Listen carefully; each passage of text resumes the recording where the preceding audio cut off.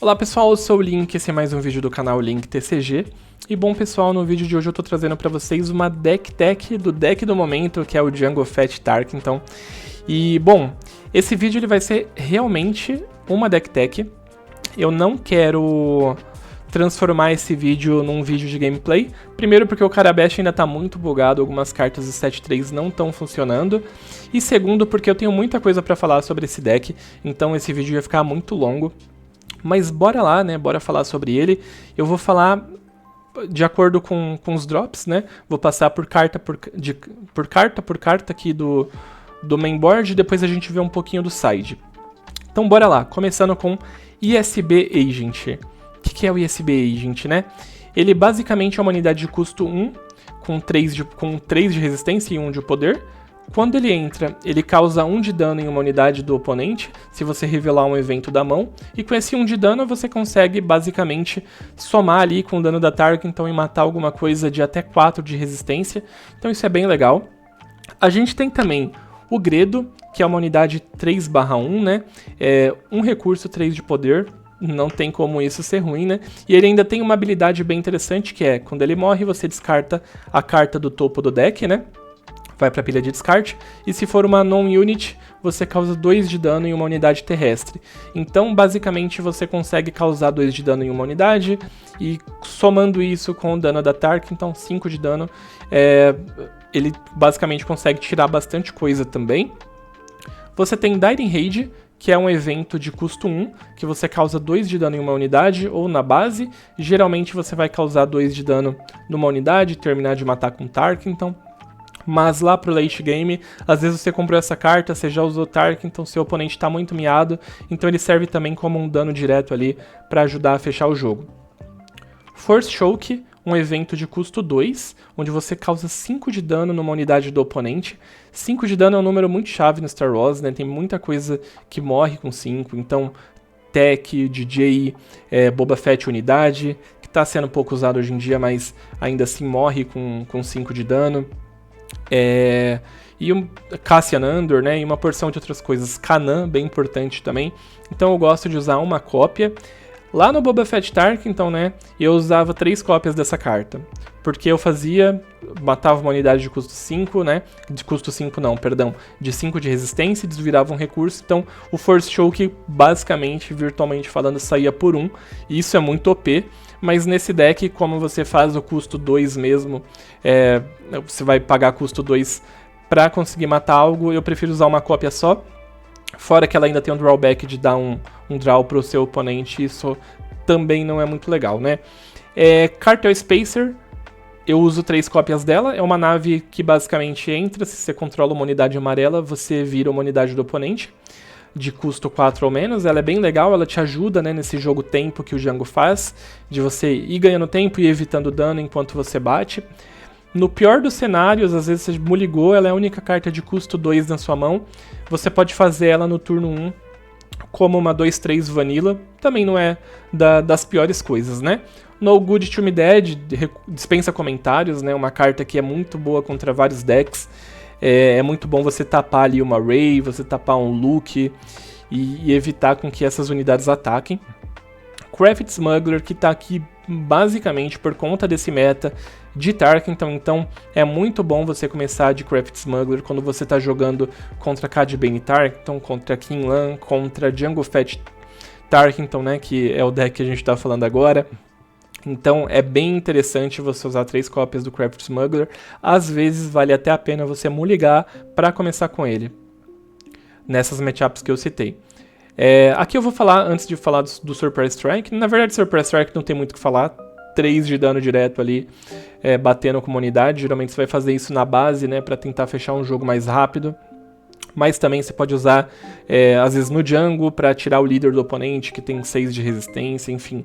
Dá para você usar de forma bem versátil essa carta. Eu uso 3 Kylo TIE Silencer e 2 Mercenary Gunship. Eu vejo muita gente que não tem as Kylo TIE Silencer e estão usando o Mercenário no lugar.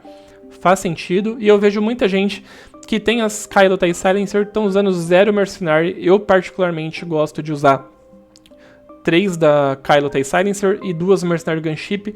Por quê? Porque essa nave, esse começo é muito bom, né? Você está enfrentando um deck de control ou um deck de mid-range, vale muito a pena para você começar com uma unidade espacial 3-2. Ah, a Mercenary tem um drawback, o oponente pode tomar controle dela. Dane-se, ele pode tomar o controle, mas não é uma jogada boa para ele. Principalmente se você começou com iniciativa e bateu primeiro com ela. O seu oponente não vai querer pegar o controle de uma unidade que já tá exaustada, né? Já começa aí.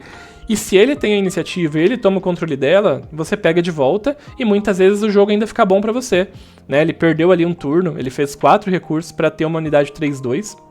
Pra ele não é legal, né? E pra ele fazer isso é porque ele já deve estar bem desesperado nesse ponto do jogo. Fora que já aconteceu também do meu oponente tomar o controle dela e eu ter uma Daring Rage na mão e simplesmente matar e fazer alguma outra jogada minha. Normal. Break-In, né? É mais uma carta de dano direto ali, muito parecido com Surprise Strike, mas dá 1 de dano a menos. Contrapartida da Sabotar, né? Então você pode muitas vezes usar isso no seu ESB Agent e matar ali uma Villager, né? Que tem shield, é uma carta muito chata. Então eu gosto muito de Break-In. Tem muita gente que usa 2 cópias ou uma cópia só dessa carta. Eu gosto de usar 3. Eu acho que quanto mais cartas assim para me possibilitar um dano direto, mais vantagem eu vou ter contra outros decks agros, né? Até mesmo contra outros Jungle Fats. Então gosto bastante de usar 3 Break-In. Seventh Fleet Defender, uma nave 3-2 com shield. A gente tá cansado já de falar dessa carta. Ela é muito boa, né? Basicamente, ela entra, é chata do oponente tirar, a não ser que ele esteja jogando de control. Mas contra decks agros ela é muito boa. Contra a Sabine você pode bater com ela, perder o shield e tirar ali uma Red Tree, uma Wing, enfim. Gosto bastante dessa carta, tem que ter no deck, ela é muito importante. Temos também o Lança-Chamas. O Lança-Chamas, cara, não vejo como uma carta obrigatória no deck, mas ela é muito boa. Teve um jogo que eu fiz um Lança-Chamas no ESB Agent, né? Claro que a preferência é você fazer no Jungle, mas muitas vezes, se você sabe que o seu oponente não vai conseguir responder bem isso, você pode fazer em alguma outra unidade, né? Eu não fiz no ESB Agent, fiz no Craft Smuggler a Vembrace, e basicamente acabei com o jogo da Sabine ali, todo turno consistentemente exaustando algo com o Lança-Chamas e ainda dando. Ele dá 3 de dano a mais, né, cara? Então isso é muito forte. Você pode usar numa unidade só e já matar ela. Então essa carta é incrível. Lurking TIE Phantom, outra carta que dispensa comentários, né? Ela é excelente contra o Control. Claro que agora a gente tem aquele upgrade chato que dá -2/-2 para uma unidade. Mas ainda assim vale a pena usar essa carta no deck. Ela tem uma evasão muito boa. Em algumas listas que usam TIE Advanced é bem legal, que você consegue fazer TIE Advanced nela e se proteger, né, de um Make the Opening ou do upgrade que dá -2/-2. Proteger da morte, né, porque ele vai tomar a carta, mas ainda assim você protege a carta de simplesmente morrer, né.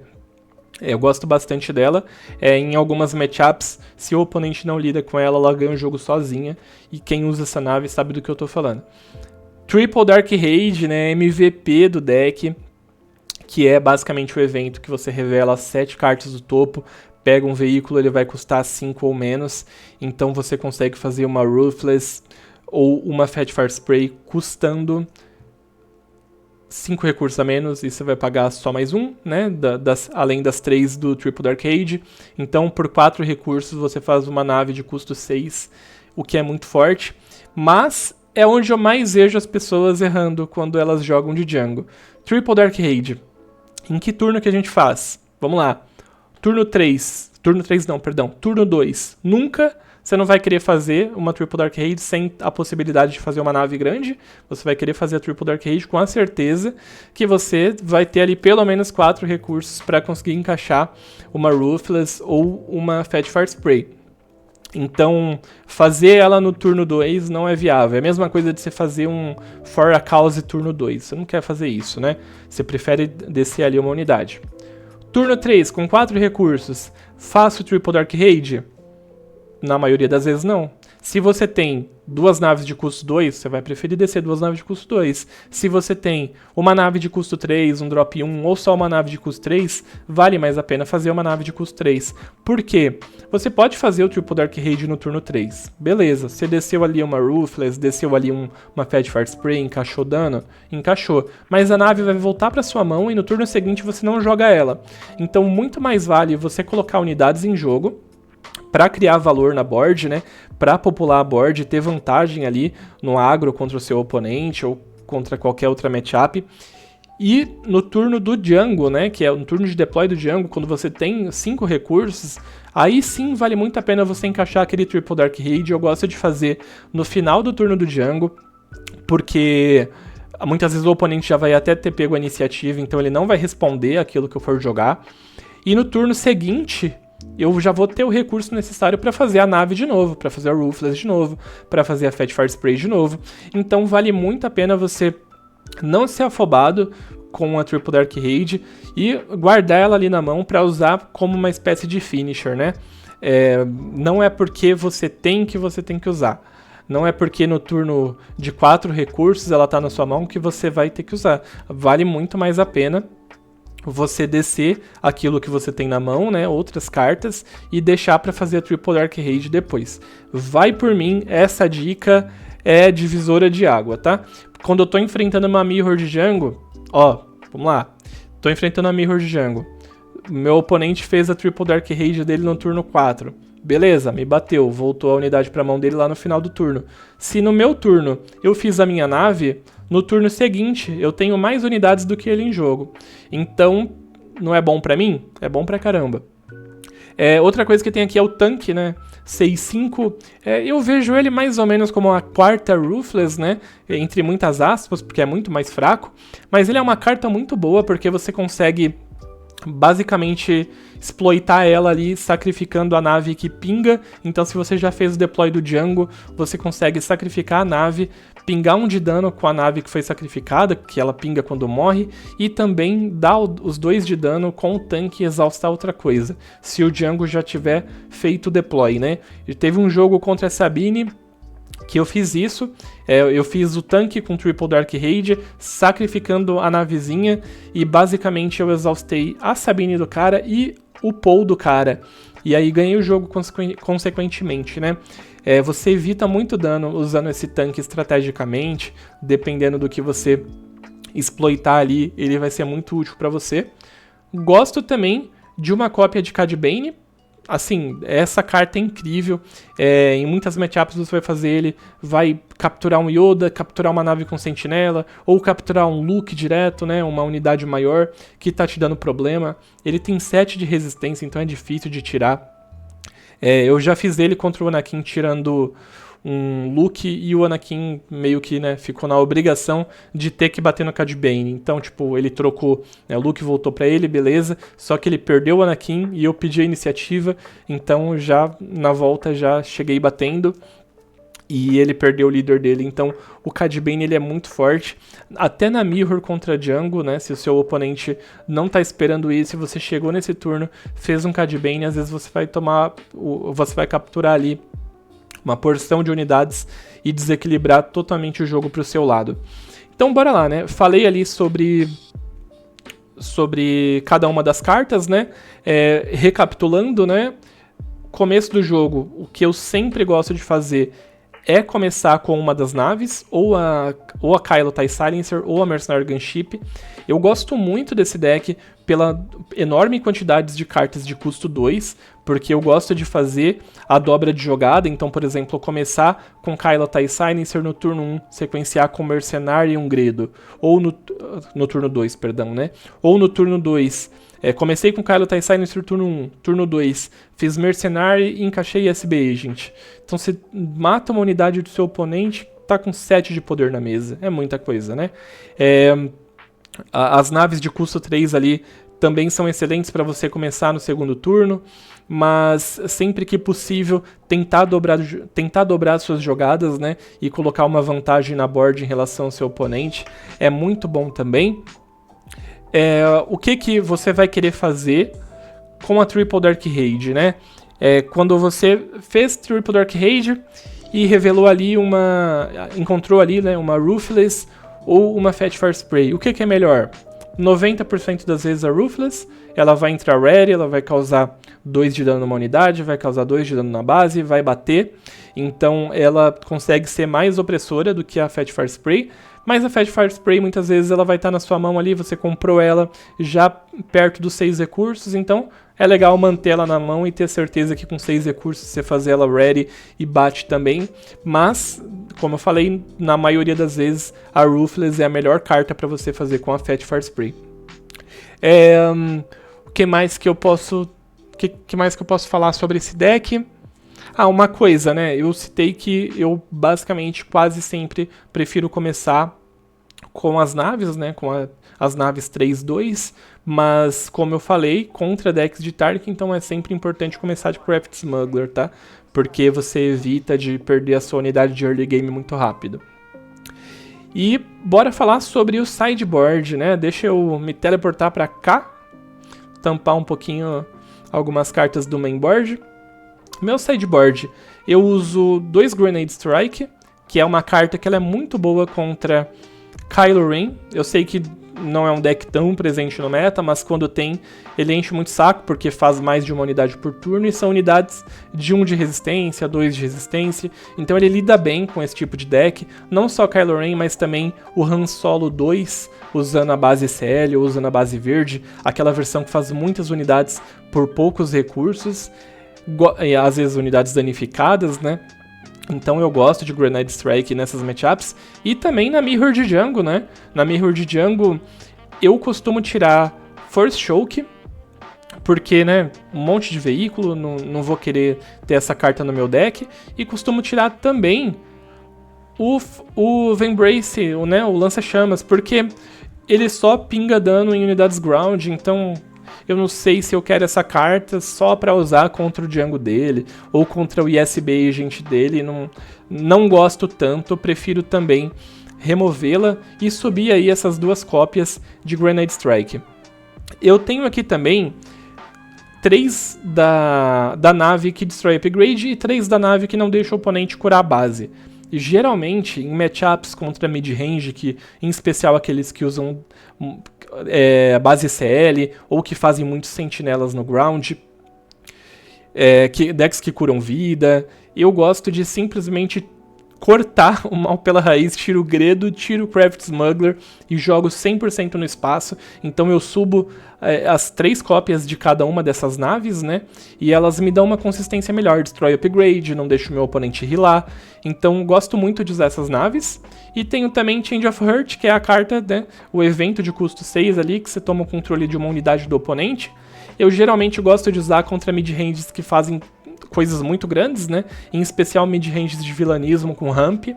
Então eu geralmente tiro No Good to Me Dead e coloco ali as Change of Hearts pra eventualmente roubar uma unidade grande do meu oponente e conseguir fechar o jogo, né? Muitas vezes o oponente já tá muito miado, já estabilizou a board, colocou uma coisa muito grande, você pega a iniciativa, faz Change of Heart e aí ele que se vire pra lidar com aquilo.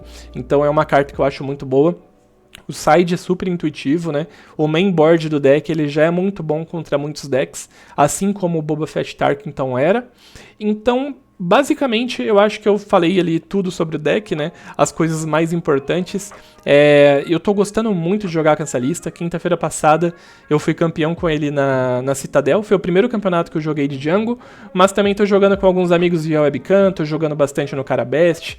Tô jogando algumas partidinhas no TTS, embora eu não goste tanto do TTS. Mas eu espero que vocês tenham gostado. Essa foi a deck tech de Django, né? É muito importante quando você está jogando com esse deck você ter ciência do que você está enfrentando e tentar começar com uma mão que faça sentido. Por exemplo, comecei com uma mão que tem Gredo turno 1, mas estou jogando contra Bosque, estou jogando contra um deck de ECL que vai fazer um Super Laser Technician turno 2. Então, vamos ligar, vamos começar de desenvolvimento aéreo, entende? Isso é muito importante de você ter na cabeça. Tô jogando contra X deck, então tal começo é melhor. Tô jogando contra tal deck, então essa mão aqui não é interessante, então vou fazer de outro jeito. E seguindo as linhas de jogo de acordo com o que você está enfrentando. Django é realmente um deck muito forte, muito forte, me surpreendeu demais. Quando o Boba Fett foi banido, né, vocês sabem que eu jogava de Boba Tarkin, então eu fiquei muito triste porque eu tava montando esse deck totalmente Hyperspace, né, o Boba, e eu fiquei, porra, olha, perdi dinheiro, né, não tem como eu substituir por outro líder, não vai ficar bom, não vai ficar do jeito que eu queria. E aí começou a popularizar o Django, eu comecei a testar também e vi, porra, realmente esse líder é forte. E eu percebi que, de fato, ele é um sucessor espiritual do Boba Fett Tarkin, então, né, foi bem bacana pra mim. Continua aí na missão de fechar o deck Full Hyperspace. Eu acho que faltam 10 cartinhas, mas logo a gente chega lá. E é isso, pessoal. Espero que vocês tenham gostado do vídeo. Se você gostou, por favor, comenta alguma coisa, deixa um like, me dê alguma sugestão também, se você acha que alguma coisa pode melhorar. Se você gostou desse formato, eu posso fazer isso com mais decks. Eu sei que gameplays são bem legais, são bem divertidas, mas nesse vídeo mesmo, se eu tivesse encaixado gameplays de Carabest, teria ficado super longo, que a gente já tá com 21 minutos de vídeo. Enfim... muito obrigado a todos, um beijão, boa semana, tchau, tchau, é isso, é nóis.